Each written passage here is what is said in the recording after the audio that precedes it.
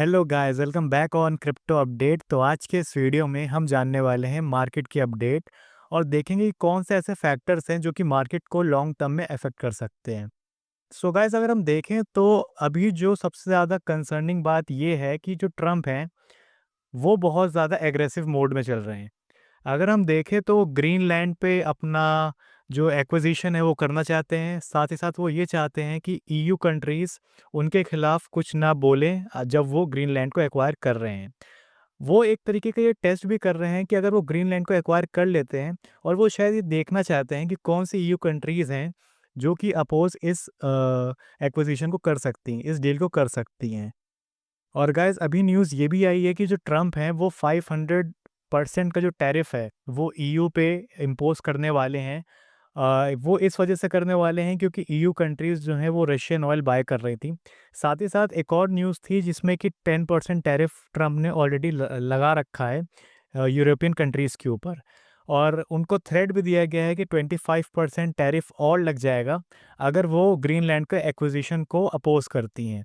सो EU countries अभी बहुत ज़्यादा प्रेशर में है, साथ ही साथ प्रेशर में है मार्केट, क्योंकि अभी पूरी तरीके से जो मार्केट घूम रही है वो घूम रही है ट्रम्प के आसपास। सबकी नज़र इसमें है कि ट्रम्प आखिर लास्ट में करेंगे क्या, क्या इनका डिसीजन होने वाला है।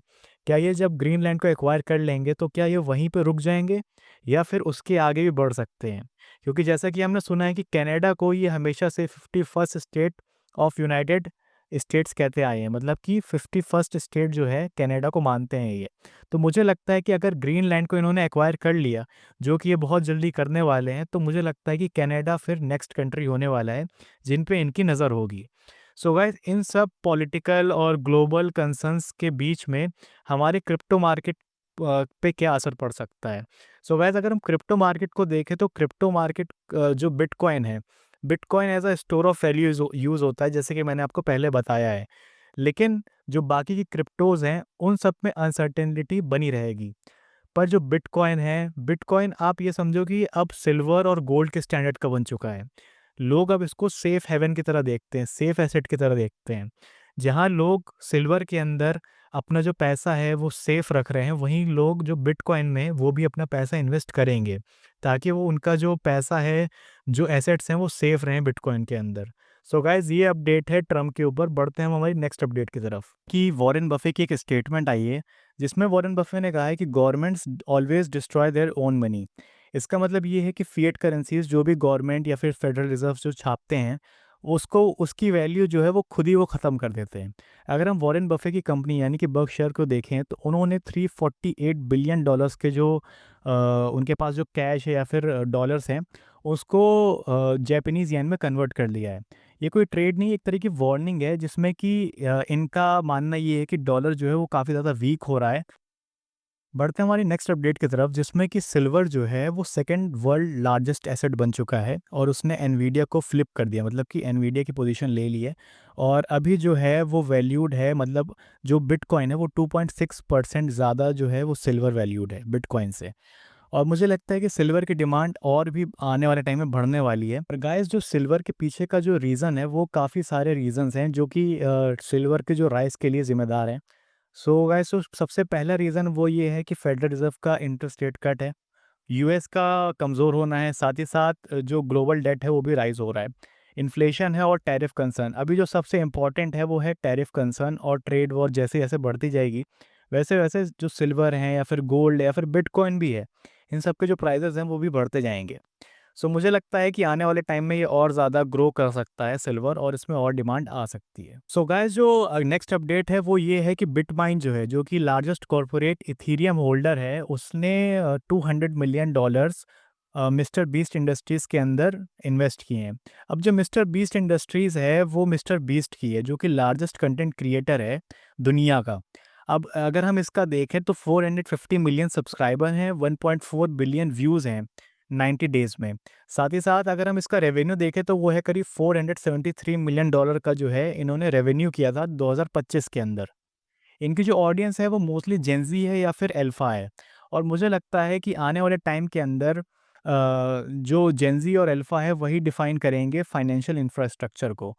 और ये जो इन्वेस्टमेंट है ये आउट ऑफ रैंडम नहीं आई है। असल में बात ये थी कि मिस्टर बीस्ट जो हैं वो एक फाइनेंशियल प्लेटफ़ॉर्म लाना चाह रहे हैं और जैसे ही इन्होंने कहा कि फाइनेंशियल प्लेटफ़ॉर्म लॉन्च करने वाले हैं, तो बिटमाइन ने इंटरेस्ट दिखाया। सो गाइस बढ़ते हैं हमारी नेक्स्ट अपडेट की तरफ, जिसमें कि सीजी ने कहा है कि हम सुपर साइकिल जो क्रिप्टो की है वो देख पाएंगे इस साल।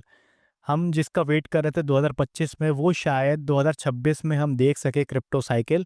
और इसके पीछे का रीज़न जो सीजी ने ये स्टेटमेंट दी है, उसके पीछे का रीज़न ये है कि ट्रम्प जो है वो स्टॉक मार्केट को ऊपर लेके जाना चाहते हैं। अगर स्टॉक्स फेल करेंगे तो साथ ही साथ जो क्रिप्टो है वो भी अच्छा करेगी, ये इनका कहना है। और जिससे कि एक अपॉर्चुनिटी बनती है, एक पॉसिबिलिटी बनती है कि हम एक सुपर साइकिल देख सकें। अब बेसिकली सुपर साइकिल होती क्या है, ये मैंने आपको पहले भी एक्सप्लेन कर रखा है, जिसमें कि हम एक मैसिव रैली देखें सारे ऑल्ट कॉइन्स की, एक्सक्लूडिंग मीम कॉइन्स, जिसमें कि जितने भी फंडामेंटल कॉइन्स हैं, यानी कि आप कार्डेनो ले लो, सोलाना ले लो, या फिर एल्गोरैंड ले लो, एवेलांच ले लो, ये सारे जितने भी यूज़ केसेस वाले कॉइन्स हैं ना, ये सब अपनी रैली दिखा सकते हैं। और मुझे लगता नहीं है कि मीम कॉइन्स इस सुपर साइकिल के अंदर उतना लिक्विडिटी खींचेंगे अपनी तरफ, क्योंकि अब जो बचे हुए हैं मार्केट के अंदर, वो बचे हुए हैं स्मार्ट इन्वेस्टर्स, और वो अपना पैसा यानी कि स्मार्ट मनी जो है वो स्मार्ट प्रोजेक्ट्स के अंदर लगाएंगे। सो गाइज मुझे लगता है कि ये उसी की बात कर रहे हैं, ये जो सुपर साइकिल की बात कर रहे हैं, उस सुपर साइकिल में कुछ ऐसा ही होने वाला है। तो हमारी नेक्स्ट अपडेट की तरफ, जिसमें कि टॉम ली जो कि बिटमाइन के ओनर हैं, उन्होंने कहा है कि बिटकॉइन जो है वो हिट कर सकता है $180,000 बाय जनवरी 31। अब ये बहुत ज़्यादा एक ऑप्टिमिस्टिक स्टेटमेंट है, और मुझे नहीं लगता कि $180,000 विद इन दिस मंथ जा सकता है। मुझे लगता है कि अराउंड $110,000 बिटकॉइन जा सकता है, और आने वाले टाइम के अंदर शायद ये चीज़ अचीवेबल हो जाए कि $180,000 हम देख पाएँ। सो गाइस यहीं तक रखते हैं हम मार्केट अपडेट को। उम्मीद है आपको ये वीडियो पसंद आई होगी। अगर पसंद आई तो लाइक करिए, शेयर करिए और सब्सक्राइब करिए क्रिप्टो ज़ैद को। मिलता हूँ आपसे नेक्स्ट वीडियो के अंदर, तब तक के लिए क्रिप्टो ज़ैद साइनिंग ऑफ।